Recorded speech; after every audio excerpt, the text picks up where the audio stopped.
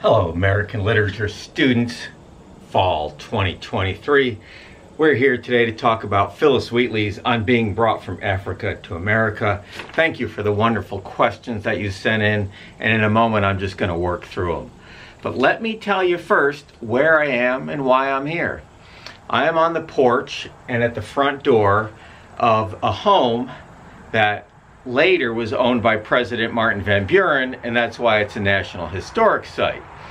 However, before Martin Van Buren owned it, it was built and owned by Judge Peter Van Ness, who in 1800, when this door was here, this door that I'm touching, this doorknob that I'm touching, Peter Van Ness owned 10 slaves. He enslaved 10 people here on his Kinderhook property. So since we're talking about enslavement today, I wanted to remind you that we think of slavery as some southern thing, because that's what we've seen mostly in movies, but one of the most densely populated enslaved places in New York State was right here in the town of Kinderhook, where I live. And Judge Van Ness enslaved 10 people. So an enslaved person would have touched this door, would have handled this doorknob that I have my hand on today. And to me, it's very meaningful to be able to do that, and you feel even somewhat of a connection with them. But Phillis Wheatley really gave us a connection by sending this poem ahead into 2023 for us to read when she wrote it in 1773. So Jess, I'm going to take your first question, or your question first. Wheatley describes her soul as benighted. What does she mean by this? Yes! So, whenever, are you listening? Whenever you're reading a poem and trying to understand it, you have to know all the words. If there's a word in a poem you don't understand, stop and look the word up. So if you don't know the word, you won't know the poem. Thank you, Jess, for asking. Benighted means darkness, night, intellectual, moral, or social darkness. Unenlightened. You know, like you guys before you took this class. Just kidding. 'Twas mercy brought me from, So Jess, yes, benighted. Abby Cornelison. This poem is relatively about slaves. Since most slaves didn't gain skills such as reading, who is this poem written for? Good question. Who is her audience for this poem? And I think her audience drives most of her decisions of what she put in this poem. Her audience is white Christians who have at least some sympathy for enslaved people. So her audience is white Christians. And we'll talk more about why that's so clear and why that influenced the choices that she made. She doesn't need to convince enslaved people that slavery is horrible, right? Enslaved people know that. Enslaved people know that. Good question, Abby. Ava! During this time period, women weren't typically allowed to publish anything. And with Phillis being of color, why was she allowed to write? Well, you know, a lot of slave owners took different approaches to their enslaved. And Phillis Wheatley's owners decided that she should learn English and learn to write well and read. And she started writing poetry, and her owners encouraged her to do that. And you are correct, Ava, that most slave owners would not do that. In some southern states, it was illegal to teach your enslaved person how to read and write, because reading and writing is power, right? And they really empowered Phillis when they allowed her to do this. So good question, Ava. Trinity, does the line, "Once I redemption neither saw nor knew," refer to her life prior to coming to America? Yes, indeed it does. So Wheatley was brought to America as a child. She was captured in Africa and brought over here on a ship. And she is saying, and some of you asked a similar question, that when she was in Africa, she didn't understand Christianity. Redemption, right? Being saved in Christ. I neither saw nor knew. right? So she is saying that she lived in a benighted, a dark place, Africa, before she came to America and was enlightened with Christianity. That's what she's saying. And yes, I don't know if she really believes that, right? We'll never know. But you can see, since her audience is white Christians, that white Christians would go, yes, Phyllis, that's true. You were in a dark place and didn't even know about redemption. She is very much catering and appealing to her audience. Good question, Trinity. Mackenzie, what does she mean when she says black is Cain? Now, of course, this is why we started the semester with Genesis, because all of these poems and stories that we're going to read refer to the Bible in some fashion. And Cain, of course, was the brother who killed Abel. And Cain was marked so that wherever he went, no one would hurt him, right? Because apparently God felt a little bit of guilt over not paying enough attention to Cain, and that's why Cain killed Abel, jealousy. So they are marked, like Cain was marked. They are marked, they are black, different than white. So hopefully we'll talk a little bit more about that. But that's still something I'm working out in my head, the Cain reference. Though she thought, Nicole, though she is thought of as a companion, is she still a slave? Indeed, yes. Especially girls, enslaved girls, would be purchased as companions to women and other girls. So yes, Nicole, some slaves were whipped and worked in fields. Other slaves were in the household and treated almost like family. But of course, you're enslaved. You can't live a free life. Good question, Nicole. Taylor! Do the Christians not want blacks a part of their religion? Well, that's a good question. That's a really good question and a complicated one, Taylor. Some Christians did not want black people at this time to be a part of their religion, because that would almost be admitting that they are fully human. And maybe they thought they shouldn't own someone who's fully human, right? So some did, some didn't. Some owners did, so it varied from owner to owner and enslavement situation. But excellent thought, Taylor, excellent thought. Gabrielle, since the pagan land was her home in West Africa, does that make United States the Holy Land in this context? Even though she's enslaved, yes. Because again, she's catering to this white American audience. And they would want to hear that Africa's a pagan land, right? Kyla, did this poem get a lot of exposure? It did. Phyllis Wheatley was very well read. A lot of people read her, at least in the city of Boston, where there was a lot of abolitionism. And of course, a lot of people questioned whether a black woman could write like this, right?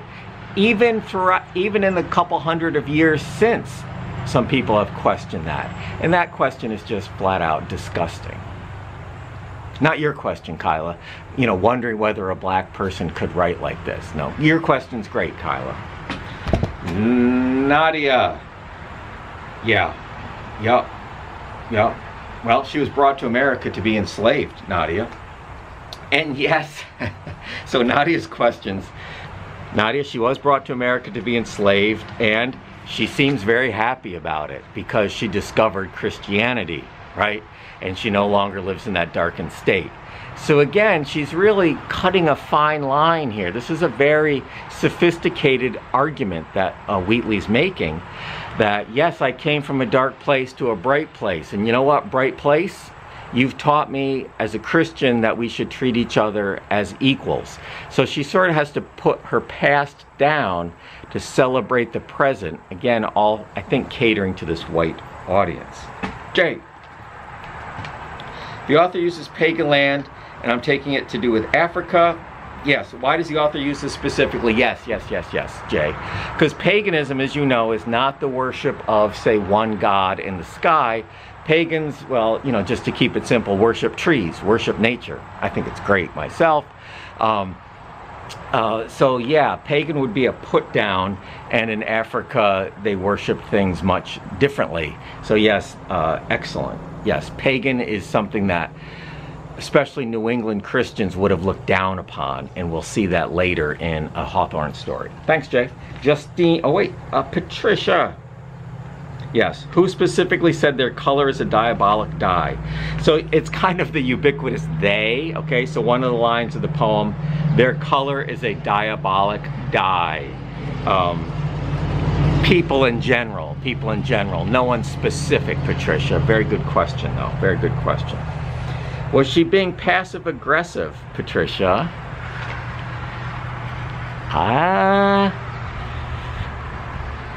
I think so. She's crafty. Wheatley is awesome. Phyllis Wheatley is awesome.